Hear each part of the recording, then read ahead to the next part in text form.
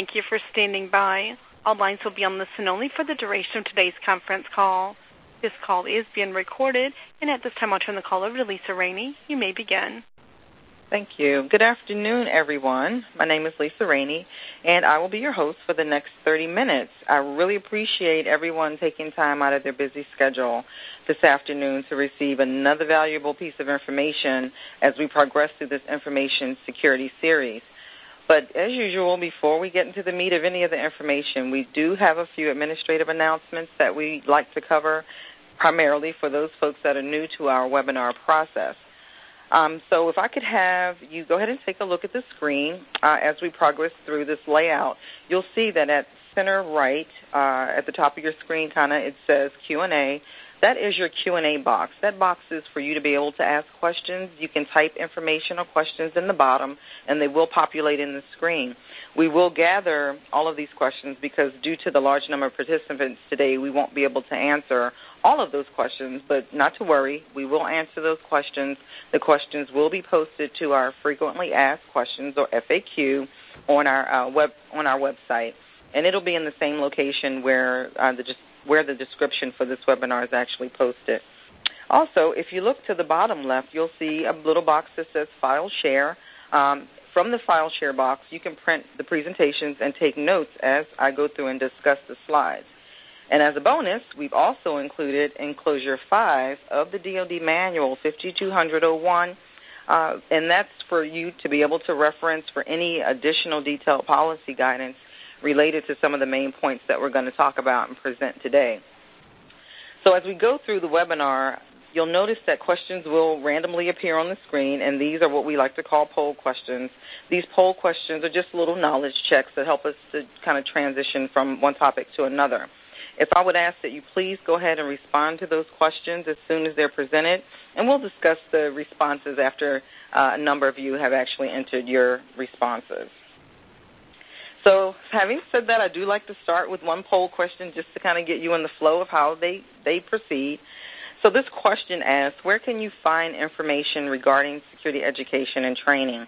And if you go ahead and put your responses in there, I'll see how much knowledge that you all have about where information is located in the DoD Manual. Looks like most of you are pretty much on point. You've got some pretty good responses in here.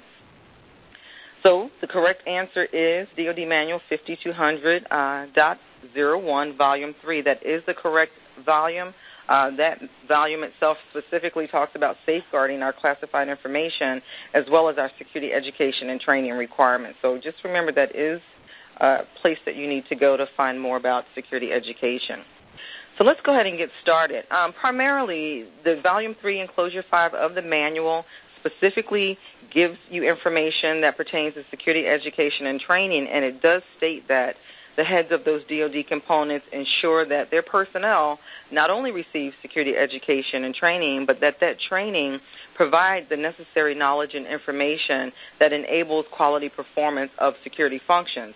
And it also has to promote an understanding of the DoD Information Security Program, the policies that are contained within, the requirements that have to be adhered to, and how they relate to national security and why they're important to our national security. In addition, your education and training should instill and maintain a continuing awareness of those security requirements, and also assist in promoting a degree of motivation, and we always like to say a high degree of motivation, because as we know, when folks are motivated, there's less chance of complacency. So just think about the times that you've actually been motivated, that you're more apt to go and do the things that are required of you. So if you take a look at the slide that's up now, what you're seeing is a poster from the poster from Security Education. We do have posters on our CDSE website that are available for you to be able to download, and this can be part of your security education and training program. The regulation doesn't stipulate that you have to have one form of training. You can get training within your own component, within your agency. You can use a CDSE or even a combination of the two. But to go a step further, you can also take the requirements from, say, Volume 3 and Volume 4 of the manual. You can incorporate it into one overall training program. So you can, kind of manipulate your training as you see fit and however it fits your organization, but as long as you're using multiple training mechanisms and techniques to get the points across that are required. So we're going to start off with talking about initial orientation this afternoon, and initial orientation really is going to set the foundation for individuals as they come into the information security program. And the manual does require that all personnel in the organization, whether you're a DoD civilian, a military member, and even those on-site support contractors, have to receive an initial orientation to the information security program. The orientation really covers the majority of all of what you need to know as it pertains to protecting our national security information. And if you look at the screen, some of the topics that have to be covered in your initial orientation is the definition of what classified information is and controlled unclassified information, or CUI, and explain the importance of why that information has to be protected. Also, it will give you a basic understanding of the different security policies out there that kind of coincide with our DoD policy. It's for some of you that might be in industry, well, you have industry policy as well, and they kind of mimic one another to some respects, but you need to know what the policy says. Also, notifying individuals of their responsibilities within the program as it pertains to administrative, civil, and criminal sanctions that can be applied when appropriate. And when they say when appropriate, they're talking about in case of a security violation or security infraction or unauthorized disclosure, then you'll be subject to those particular sanctions.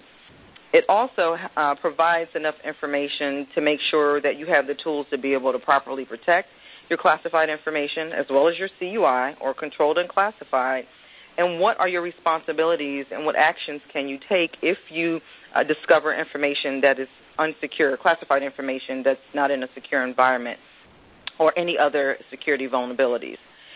One important piece is letting folks know that all information, the need to review all unclassified DoD information prior to its release to the public. As you know, just because information is declassified, it does not mean that that information can be released.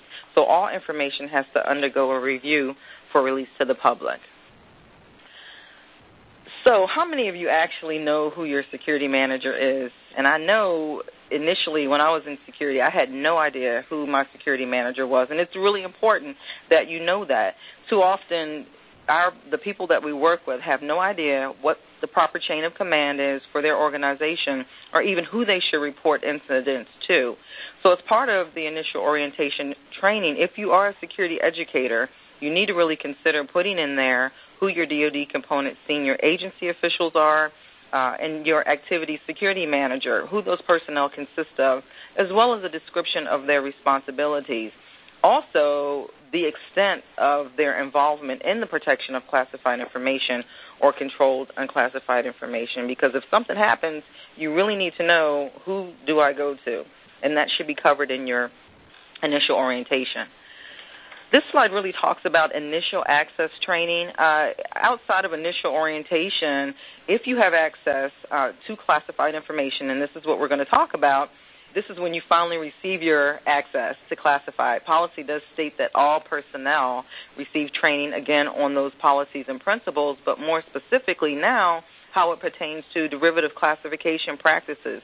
Because if you have access to classified information and you're not an original classification authority, or OCA, then you are a derivative classifier, and you need to know how to process and handle that information, specifically the different levels of classified information and the damage criteria that's associated with them. Also, there's certain restrictions on different kinds of information, say special access programs or SCI-type information, or even NATO. There's certain restrictions on access, so you need to be familiar with them.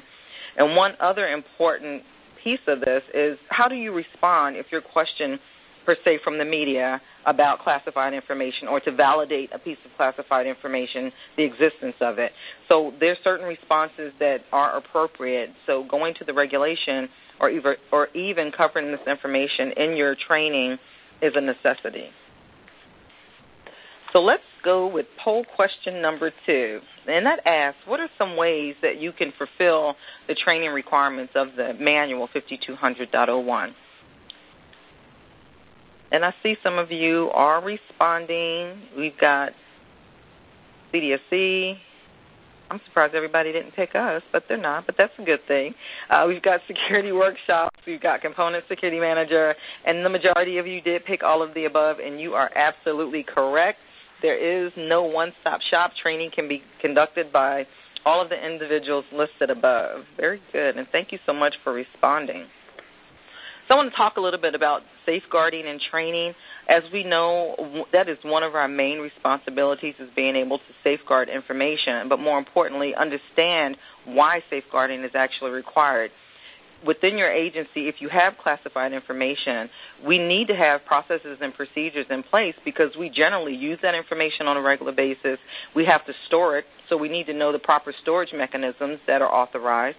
Some information can be reproduced. Some classified information has reproduction restrictions on it, so you need to know the rules for that as well.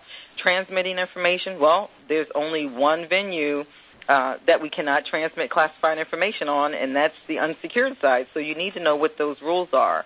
Also, when we transmit information, well, we mail it, we send it over secure websites, we hand carry it, so you need to know the many ways of how we can transmit, as well as disseminating information. And disseminating, that goes to say that we do share information with other agencies. And destroying classified information, do you know if you can or have the authority to be able to destroy classified information? You need to be familiar with that. One area of importance is emergency evacuation. In case of emergency, you have to have processes in place to be able to safeguard or keep your classified information safeguarded. So you need to practice those mechanisms. You need to have policies in place to be able to identify how you're going to handle that if you happen to come into one of those situations. And how do you handle classified information, or where do you go, or who do you tell if information is not being properly protected? Don't think that you're doing something wrong if you tell on someone, but that is your responsibility. Everyone has a responsibility to safeguard classified information. So poll question number 3, because I'm going to transition a little bit now, really ask who can identify the purpose of a security classification guide. And I know some of you think it's bedtime reading, if you've ever had one. Security classification guides are there to provide confusion. Some of us might be totally clueless, but I would ultimately say that security classification guides are there to provide clear and concise guidance, and I'm proud to say that all of you have chosen the correct answer. And again, thank you so much for responding.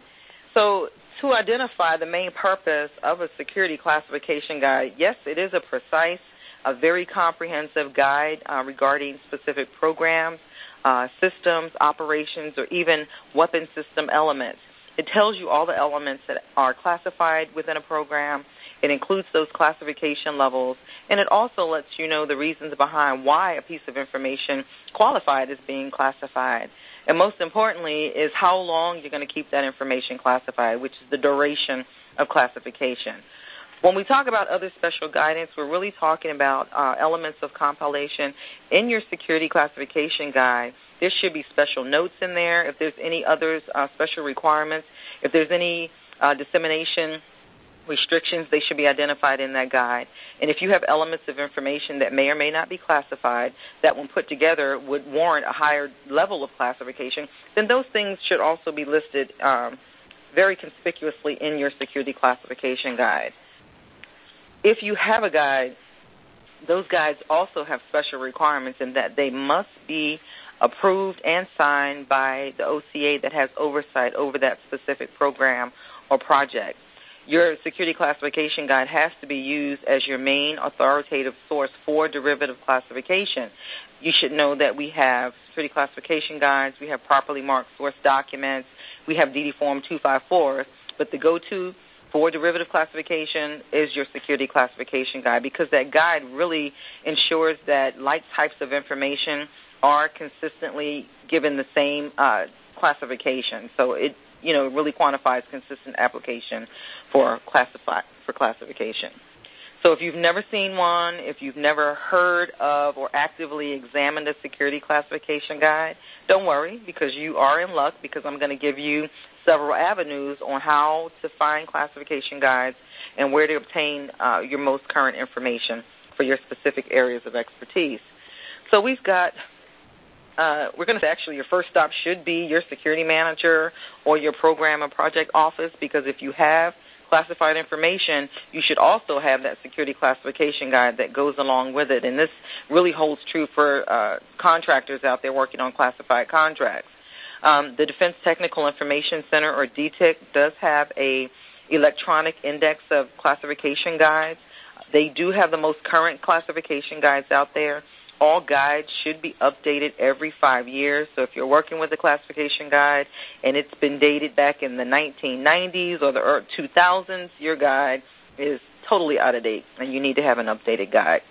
So if you can't find your guide at DTIC, your security manager can't really help you, then you really need to seek assistance from your higher headquarters or go above your agency to find your guide. Initial access, one of the other requirements is marking. As a derivative classifier, as an OCA, you need to be familiar with the marking requirements and, how information is classified and decisions that OCAs make. More expressly, all of the list of sources that you're using to do derivative classification. If you go to DoD Manual 5200-01 Volume 2, that has all the information you could possibly need in there for how to properly mark classification, as well as trying to avoid overclassifying pieces of information. CDSE has got marking in the e-learning format. We have downloadable job aids. We have marking shorts that are out on our website. So we have a bunch of information that you can go out there and take a look at and use for your security training. Some additional requirements are specifically, when we talk about control markings, if you don't know what a control marking is, control markings are really used to limit or expand distribution of classified pieces of information, such as releasable to certain agencies or countries or not releasable to. So you need to be familiar with those dissemination and control markings. Also, how do you process information as it regards challenging classification decisions? If you think information has been overclassified and you know that it should have been classified at a particular level, what outlets do you have and how do you go about that process? You can find all of that information as well in the manual. Also, how to downgrade and declassify information is very important because you might be the one that actually has to go through that process, and specific requirements as it pertains to working papers, because working papers in themselves have specific rules that you need to be familiar with. What you see on the screen now is another one of our wonderful posters, and it's leading into security incidents. Security incidents, and I know this list that I'm going through seems like it's going to never end, but you really need to have the foundation for why it is so important to train your folks up on the policy requirements. One important item that's been in the news very, very frequently, one thing that we really need to be mindful of is being able to identify when a security violation has actually taken place or a security incident. You need to train your folks on what quantifies as a security violation, vice and infraction, and what compromises are and what an unauthorized disclosure mean. Disseminating classified information, that goes along with saying because we share information, our classified information, with different states, we share it with local, tribal, private sector officials, even some of our foreign governments, we share our classified information. This in itself really poses a significant risk that we need to make our individuals aware of when we're handling our classified information. So let's take another poll question. Poll question number 4 asks that if you are authorized access to classified information systems, you should have additional training that is called, which one of the ones you see on the screen? InfoSec, OPSEC, Information Assurance, IA training, Physical Security training. A lot of you are choosing Information Security training, but the correct answer for this one is Information Assurance training. I'm going to tell you why. We have what's called DoD Directive 8570.01, which governs information assurance training, certification, and workforce management. And that regulation requires that information assurance training is accomplished for all personnel who are authorized access to classified information systems. Requirements are also found in the DoD Manual 01, which has specific requirements as well. Those requirements really revolve around the use of information systems for creating documents in the electronic environment, storing information, as well as processing and transmitting information on those systems. And as you know, if you have access to a classified system, we mark information in the electronic environment. We have documents, we have web-based, we have databases, and even spreadsheets that have to be marked if it is on a classified system.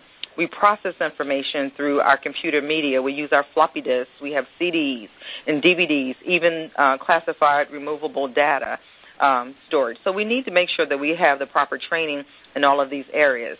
We need that training because if an unauthorized disclosure of classified information occurs on your system or network, typically known as a data spill, we need to know the process to be able to handle that. So one of the chat questions I like to ask as we continue on is, can you identify quickly for me some situations that may require special training requirements? If you go ahead and type in that little chat box that I initially talked about, we'll see some of your information populating on the screen. And I see that some of you talk about NATO hand carrying requires special requirements, ComSec. Very good. You guys are on the ball with this today. So just to outline some of those special training requirements, you can see them listed here on the screen. What you also see is a deployable security trainer. What this is a job aid that is downloadable. We have it out on our CDSE website, and it does address a lot of these special training requirements. It has quite a bit of information from the DoD Manual, from all of the volumes that really goes into detail about a lot of information that a security manager or a security specialist that has deployed would need to have handy.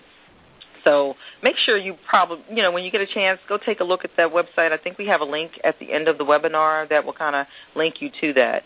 But just be mindful that if you travel over to foreign countries, if you have any courier duties, specifically, or if you have access to special types of information such as SAP or SCI or NATO, or even if you work with international programs or foreign government information, that you will be required to have a special type of briefing. To flip the script a little bit, I want to highlight OCA training here. Some of you, if you're in the position, you might be responsible for providing training to your OCAs if you have any of them. And OCAs must have all of the training requirements that are specified here. If you go to the DoD Manual, Volume 3, Enclosure 5, which we've provided you a copy of, you can see all of the specific training requirements for an OCA, and they are a lot of the same training requirements that's in your initial orientation. Declassification authorities, they are very similar to original classifiers, but not original classifiers.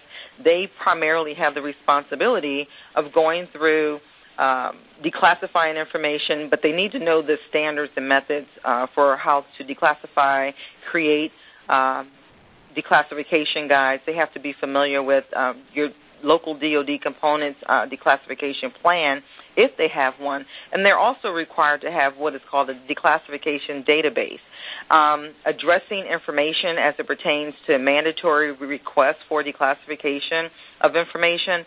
That is primarily the responsibility of a declassification authority, and they too also have to have training, which is specified, as you see on the screen, in Enclosure 5, Section 6.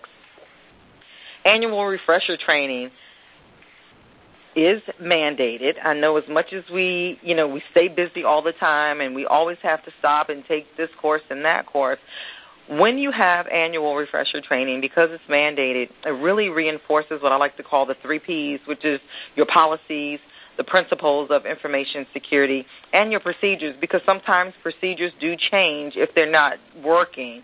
So you have to do a review of all of that information, and again, that's to all personnel that have access to classified information. But there's a couple items that specifically pertain to refresher training that have to be addressed, and that is the threats and techniques that foreign intelligence agencies use, because they constantly change as well.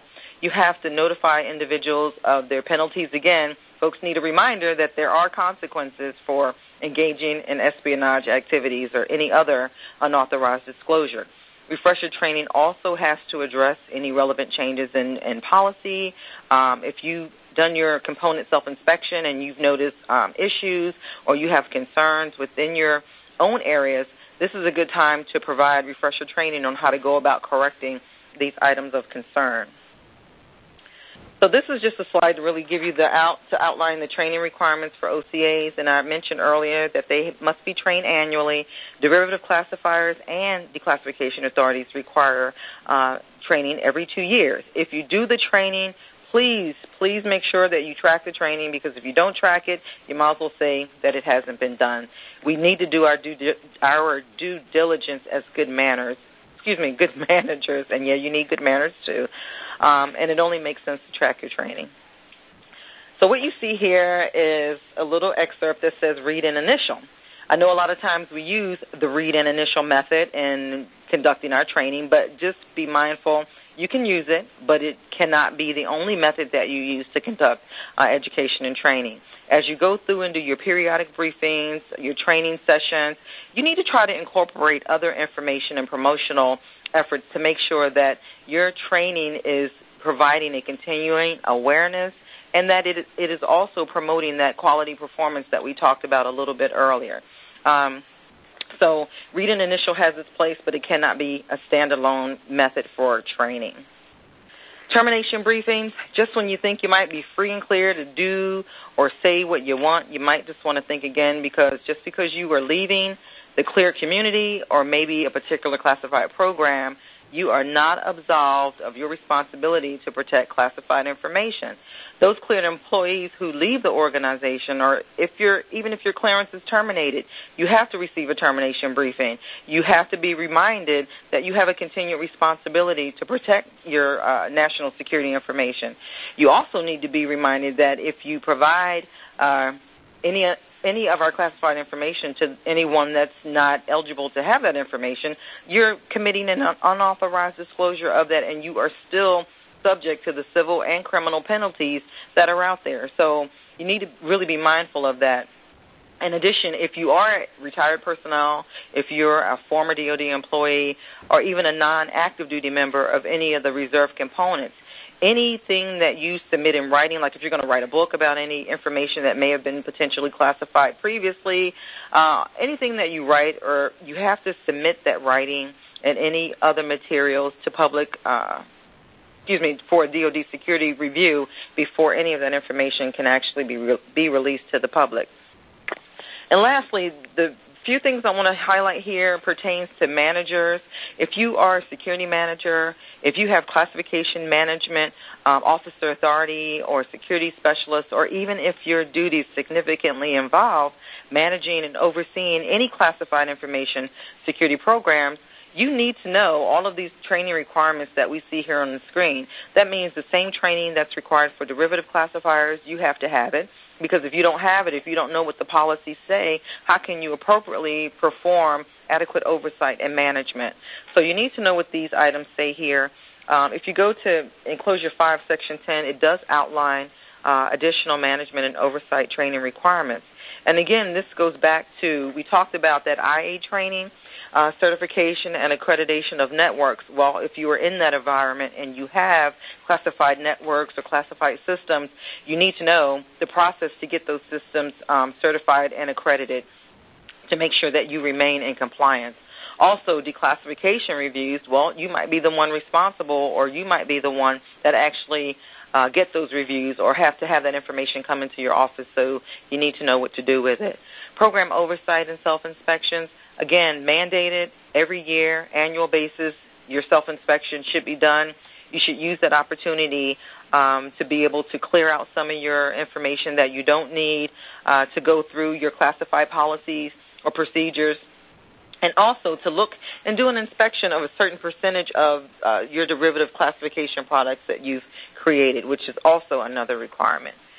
And lastly, I'd just like to really highlight that if you are conducting any type of program oversight, and even if you're not, you really all need to be part of the solution and not part of the problem.